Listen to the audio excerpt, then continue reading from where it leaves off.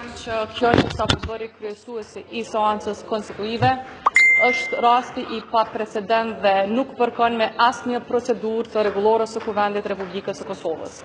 Pra në këtë fazë, kryesuesi I Kuvendit nuk ka të drejtë të ftoj aktorët për asnjë konsultim politik të kësaj natyre, meqense ne po flasim për një çështje krejtësisht procedurale.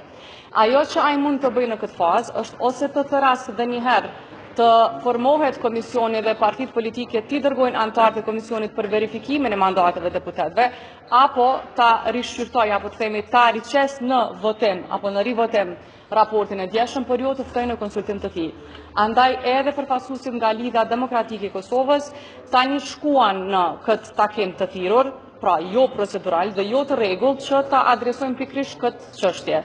Përfaqësuesit e LDK-s do t'jenë në atakim që të konfirmojmë edhe një herë që kryesuesi I seancës konstituive nuk e ka mandatin të ftoj partitë politike për ndonjë konsultim në këtë fazë. Tani po besoj që do të kuptoni edhe nga ata kur do të dalin se çfarë ka ndodhur në atakim, por qëndrimi I LDK-s është I qartë. Ne nuk mund ta tejkalojmë domosdoshmërinë kushtetuese dhe ligjore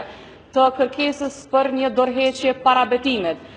Konsistenca lidhur me këtë qëndrim ka qenë edhe nga anëtarët e LDK-s, të cilët në kohën kur kanë qenë pjesë e një qeverie në detyrë, nuk I kanë dhënë fare betimet derisa nuk I kanë dorëzuar mandatet e tyre. Rrjedhimisht qëndrimi ynë sot nuk ndryshon, por duam të potencojmë prapë që